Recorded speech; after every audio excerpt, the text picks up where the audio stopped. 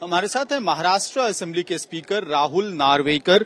Sir, आज जो मसला महाराष्ट्र के एमएलएस के सेना वर्सेस सेना का जो केस है, सुप्रीम कोर्ट ने आज अपने ऑब्जर्वेशंस दिए हैं उस केस में, और कहीं ना कहीं ये भी बात कही गई है कि पिछली बार जो जजमेंट था उसमें अभी तक कोई डिस्क्वालिफिकेशन पे आपने डिसीजन नहीं लिया है। इस बात को लेकर नाराजगी जताई है सुप्रीम कोर्ट ने। मैं तो आज इस P20 के कार्यक्रम में था, इसलिए मुझे कोर्ट में क्या हुआ उसके बारे में पूरी मालूमात नहीं है, लेकिन इसके बारे में पूरी मालूमात लिखने के बाद ही मैं कुछ टिप्पणी कर पाऊंगा। सर, लेकिन ये बात बार बार कोर्ट की तरफ से दोहराया गया कि अभी तक आपको डिसीजन ले लेना चाहिए था। पहले आपको भी आपत्ति थी जिस तरह से इंस्ट्रक्शंस आए थे कोर्ट की तरफ से, लेकिन 6 महीने बीतने के बाद भी अभी तक आपने सेना वर्सेस सेना वाले मामले में जो शिंदे खेमा है उनके विधायकों के खिलाफ जो कंप्लेंट है डिस्क्वालिफिकेशन की, उस पर कार्रवाई नहीं की है। देखिए, मैं जो विधानसभा के नियम है, डिस्क्वालिफिकेशन के नियम है और संविधान में जो प्रावधान है उसके अनुसार काम कर रहा हूं और काम करूंगा। और मुझे लगता है कि justice delayed is justice denied जैसे है, वैसे justice hurried is justice buried. और मुझे किसी भी प्रकार की देरी नहीं करनी है, लेकिन जल्दबाजी करके मिसकैरेज ऑफ जस्टिस भी मुझे नहीं करना है। इसीलिए मैं उचित नियमों का पालन करके उचित समय इसके लिए जो लगता है उतने जल्दी से जल्दी, कम से कम समय में इस मामले को पूरी तरीके से न्याय देने का प्रयास रहेगा। आप जल्दबाजी नहीं करना चाहते, लेकिन कोर्ट की तरफ से भी ये मामला कहा गया है कि पहले भी इंस्ट्रक्शंस दिए गए थे और अगर इस तरह से इसका पालन नहीं होता है, जो पूरा प्रोसेस है कोर्ट का, वो कहीं ना कहीं उसका कोई मतलब नहीं रह जाएगा अगर कार्रवाई नहीं होती है।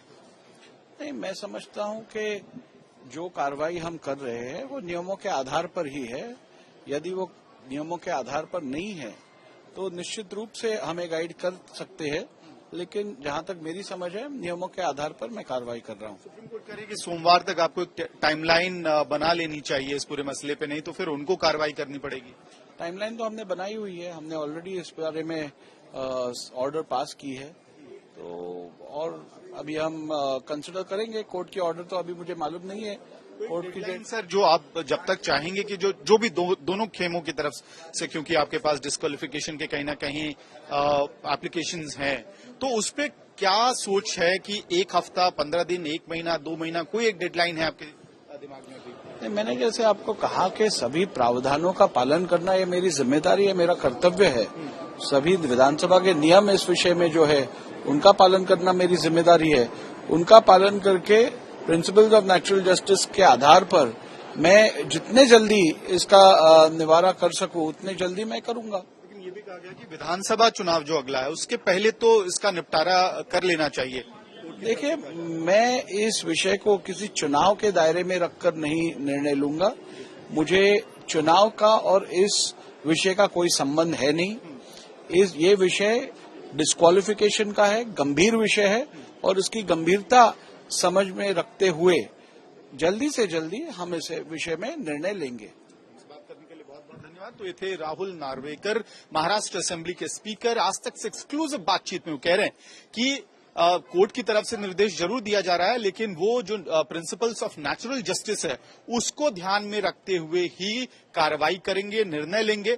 चुनाव की वजह से या चुनाव को ध्यान में रख के का जो डिसीजन है महाराष्ट्र असेंबली स्पीकर का, उससे नहीं आएगा, बल्कि प्रिंसिपल्स ऑफ नेचुरल जस्टिस को ध्यान में रख के निर्णय लिया जाएगा।